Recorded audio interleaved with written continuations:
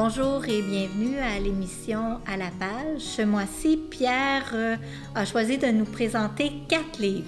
4 livres, Pierre, pourquoi? Certains me trouveront peut-être un peu trop prévoyant, mais je pense que certains des livres que nous aborderons aujourd'hui pourraient très bien s'offrir en cadeau de Noël. Alors, en présenter 4 aujourd'hui, c'est pour peut-être inciter des gens à offrir des livres en cadeau de Noël et à des catégories de personnes fort différentes. Alors, pour le premier livre, tu nous parles des Pères du désert. Donc, tu as choisi un livre un peu spécial sur les Pères du désert.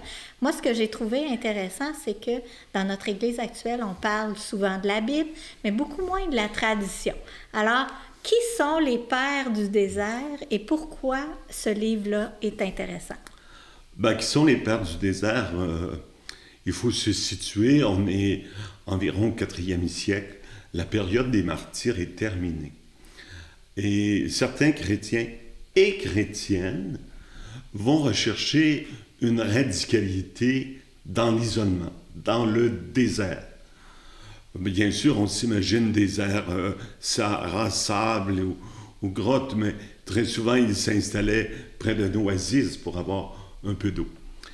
Il y a donc des pères du désert 4e, 5e siècle, particulièrement en Afrique, au nord de l'Afrique, en Égypte. Et il y a aussi des mères du désert. Et les pères ou les mères du désert ont donné 2 réalités fort différentes, c'est-à-dire les ascètes, ceux qui seront seuls, qui vont vouloir demeurer seuls, et une autre catégorie où des disciples vont se joindre à eux, et ça va devenir les premiers monastères, bien sûr à la suite du grand saint Antoine, le premier moine, si l'on peut dire. Mais ce qui est intéressant dans ce petit ouvrage, c'est qu'il est fait sous forme de bande dessinée. 2-3 pages seulement, et on va nous y présenter des apophthegmes, des petits récits de rien, des maximes. Quelqu'un veut savoir comment prier ou combien d'heures prier. Le père du désert va lui donner une réponse qui va presque toujours l'étonner, mais qui va repartir en disant, il y a bien du bon sens, il y a bien de l'allure.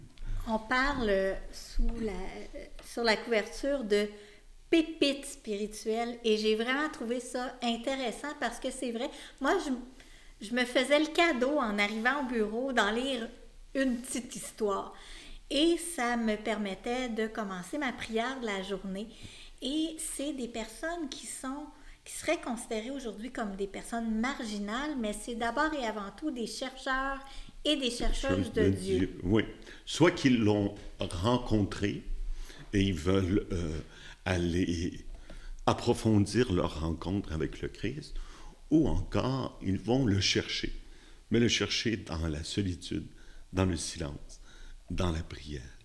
Et ce pourquoi ce livre m'a intéressé, je me disais, c'est peut-être un beau petit cadeau à faire pour des jeunes adultes qui viennent d'être confirmés. Une espèce de petite poussée spirituelle qui peuvent leur donner le goût d'aller plus loin. Peut-être pas pour des jeunes de 10-12 ans qui viennent d'être confirmés, mais de jeunes adultes qui viennent d'être confirmés. Oui, je trouve ça très intéressant, comme tu dis, une petite pépite spirituelle une fois de temps en temps pour te relancer. Je trouve ça très intéressant. Et la formule, sous bande dessinée, des dessins parfois un peu surprenants, un peu... Il ne faudra pas être surpris non plus d'y retrouver souvent la mention du démon ou du diable. C'est une réalité avec laquelle on se confronte beaucoup dans les premiers siècles du christianisme, mais c'est tout à fait charmant. Et plus tard dans l'émission, on vous proposera un livre qui vous aidera à découvrir peut-être un peu le sens de certains mots qui sera utile pour ça. Alors, sagesse des pères et j'ajouterais des mères du désert parce qu'elles ne sont pas piquées des vers elles non plus. et pour des jeunes adultes, pour des personnes qui ont soif de don de soi total, ce qui est très peu le cas dans notre société, mais les jeunes particulièrement aspirent à cette radicalité puis à cette marginalité-là de rencontre avec le Christ. Donc, je pense que ça peut être intéressant, ne serait-ce que pour ouvrir un sujet avec des jeunes.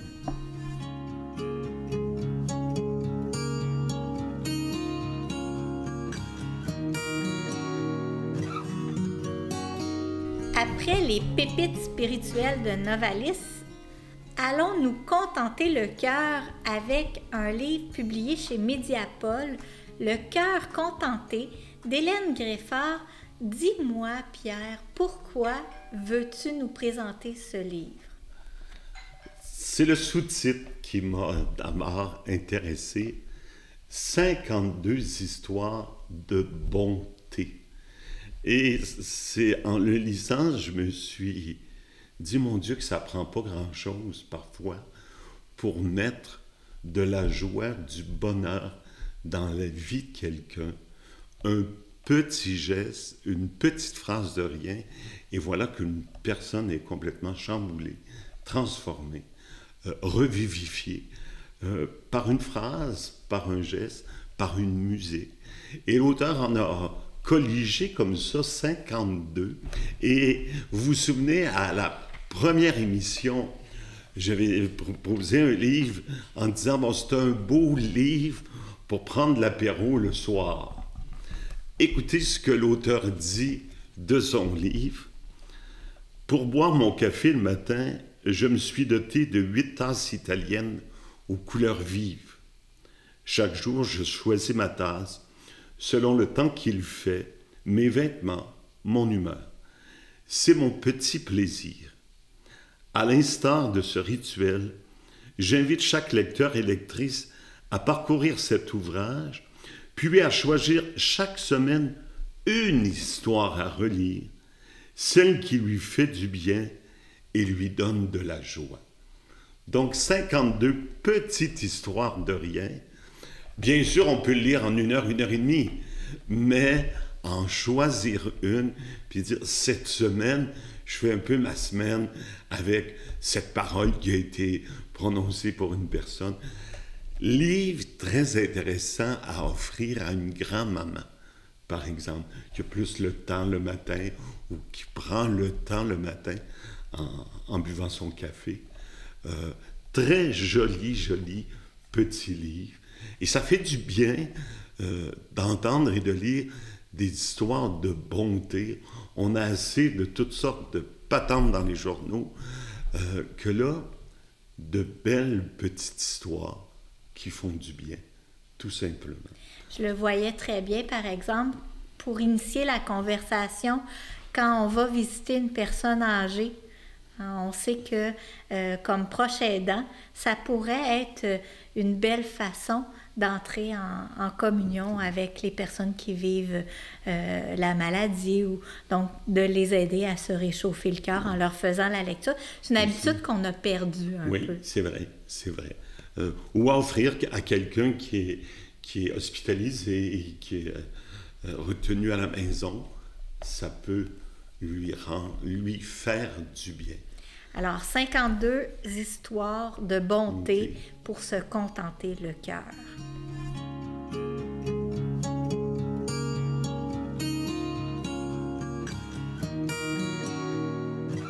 Depuis toujours, nous sommes portés par un jet de création identitaire, révélé par la pupille de l'autre, sculpté par nos choix, soulevé par nos inspirations, par nos partages, par nos liens, nous devenons sans cesse. À la fin, le chemin se simplifie, le paysage émerge. Maintenant, nous sommes, et pour toujours, tels en attente d'éternité. Voici le très beau départ du livre Conversation à marée basse livre coécrit par l'un de tes paroissiens, Pierre.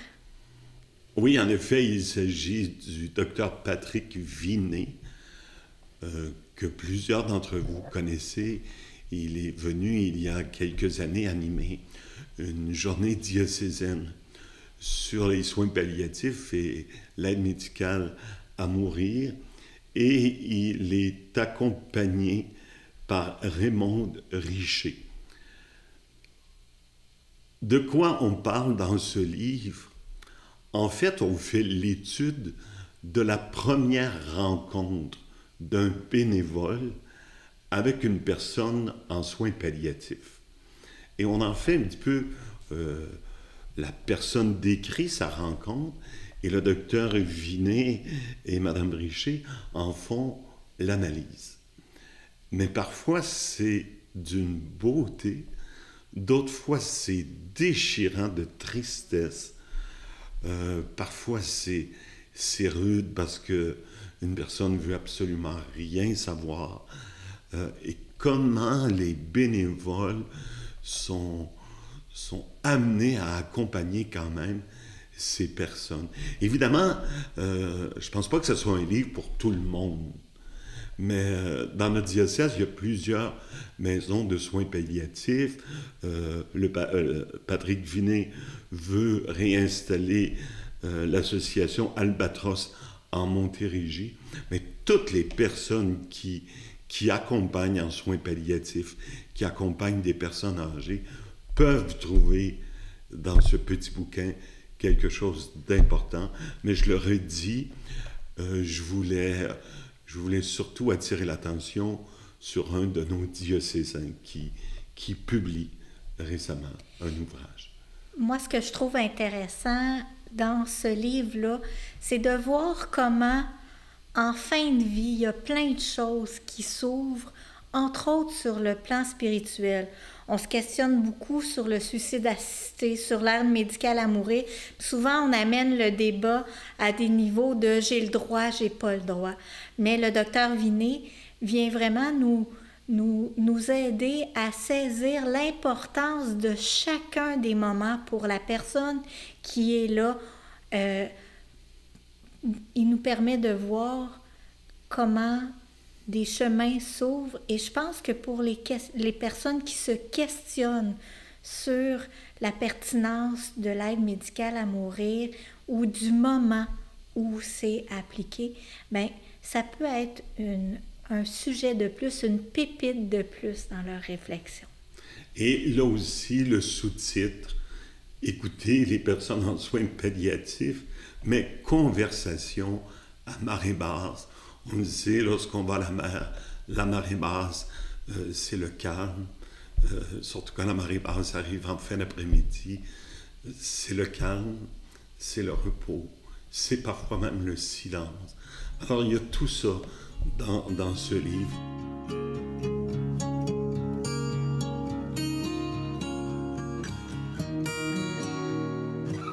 Pour ceux et celles qui ont écouté la première émission de À la page, vous vous souviendrez que notre ami Pierre est un amateur de dictionnaire. Alors, cette fois-ci, il se gâte en nous présentant un dictionnaire culturel, et je souligne le culturel du christianisme. Alors, Pierre, pourquoi ce dictionnaire a attiré ton attention?